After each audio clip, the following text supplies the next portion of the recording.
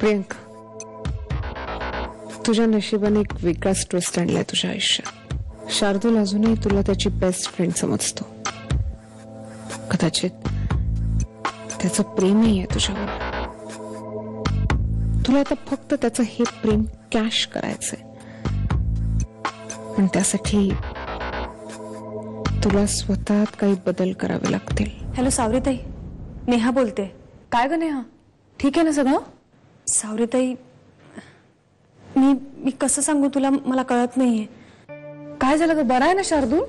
हो, तो पूर्ण बरा झालाय. काय काय काय सांगतेस का नेहा? म्हणजे अगं, त्याने मला ओळखलंच नाही. माझ्याकडे असं बघत होता जसं एखाद्या अनोळखी व्यक्तीकडे बघावं. हे बघ, तू काळजी करू नकोस, सगळं व्यवस्थित होईल. नेहाचा फोन आला होता शार्दूल विषयी सांगायला. कसा आहे तो? तो आता बरा झालाय, शुद्धीवर आलाय.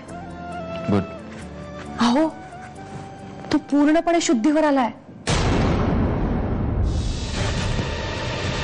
शार्दूल, तू तू प्रियंका, बस ना, बस. मी इथे बसायला नाही आलो. तू जो माझा विश्वासघात केलास ना, त्याचा हिशोब चुकता करायला आलोय. मी मी मी काय केलंय? ए बास, बास झाली तुझी ही सगळी नाटकं. बास. मला प्रियांकाने सगळं सांगितलंय हर्ष.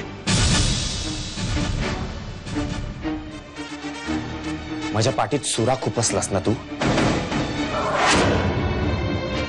पण मी नाही करणार हर्ष तसं.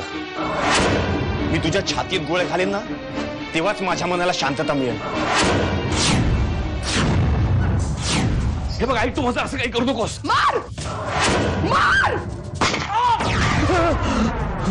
अहो अहो, काय काय काय काय झालं? काय तुम्हाला स्वप्न वगैरे पडलं का?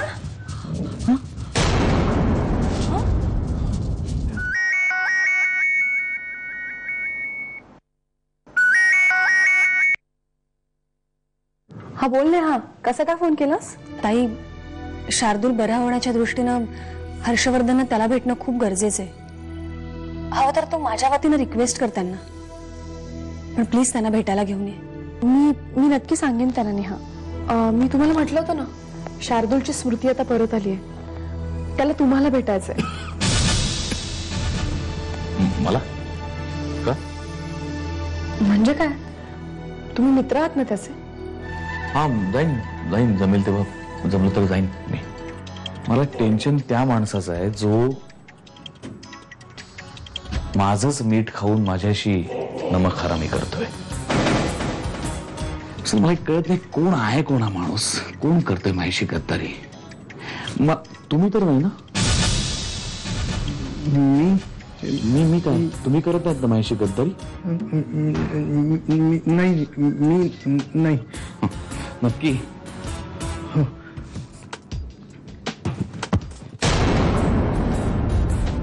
ही चेन, हे लॉकेट, या अंगठ्या, हे सगळं कुठून आलं तुमच्याकडे अचानक? उदापुरे लॉटरी लागली तुम्हाला का जुगार खेळायला लागलात तुम्ही? तुमच्या मनात एकदा या विचार आला नाही की हे सगळं जेव्हा मला कळेल तेव्हा मी तुमचं काय करेन?